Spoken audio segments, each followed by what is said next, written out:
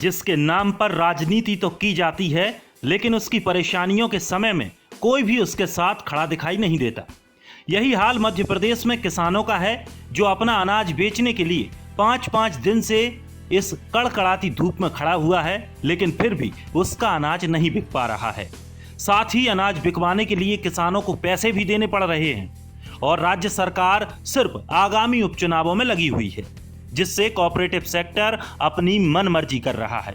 लेकिन इन सब के बीच कोलारस बीजेपी विधायक वीरेंद्र रघुवंशी लगातार कई दिनों से किसानों की समस्याओं का निराकरण करने के लिए लगे हुए हैं और किसानों की समस्या निराकरण के लिए अपनी ही सरकार से जूझ रहे हैं। चलिए तो सुनते हैं क्या कुछ कहना है वीरेंद्र रघुवंशी का। रिश्वत ली जा रही थी, 10 रुपए कुंटल अतिरिक्त, किसानों का 5 किलो अतिरिक्त गेहूं तोला जा रहा था।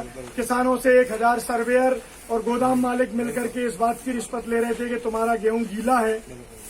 8 मई को भी गेहूं गीला है सुनकर के मुझे आश्चर्य हुआ, मैं मौके पर गया।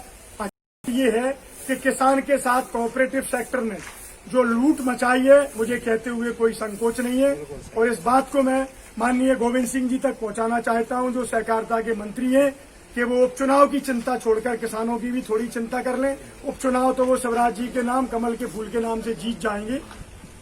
1.5 महीने से मैं 5वां चक्कर मेरा है 6 तोल कांटों पे। आप किसान सब गवाह हो। एक भी कर्मचारी सुबह 11:30 बजे से और शाम को 6 बजे तक नवाबी ठाट में केवल तोलना चाहते हैं। किसान 5-5 दिन लाइन लगा करके खड़े हैं।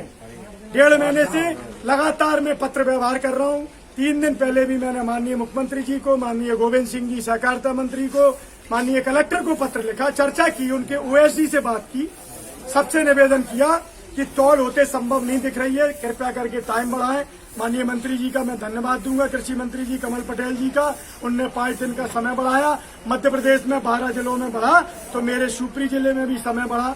उन्होंने मुझे है कि अगर कलेक्टर अनुशंसा करके पत्र लिखें कि किसानों का माल नहीं तुला है, पंजीयन शुदा किसान बाकी है, अभी भी गुंजाइश है, 2 दिन, 3 दिन, 5 दिन का समय बढ़ सकता है। लेकिन मैंने कल कलेक्टर महोदय को बात की परसों, वो पत्र लिखने के लिए तैयार नहीं है, वो ओवर कॉन्फिडेंस में है। उनको लग रहा है कि हम तुलवा लेंगे।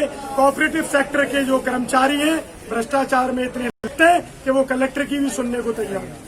अच्छा, एक चीज ये है कि यहाँ पर चना कम से कम 2000 कुंटल बर्बाद हो गया है, इसकी जिम्मेदारी कौन लेगा? इसकी जिम्मेदारी सिर्फ और सिर्फ कोऑपरेटिव सेक्टर के जो मुंशी हैं, जो सेक्रेटरी हैं, जो जिले के अधिकारी हैं,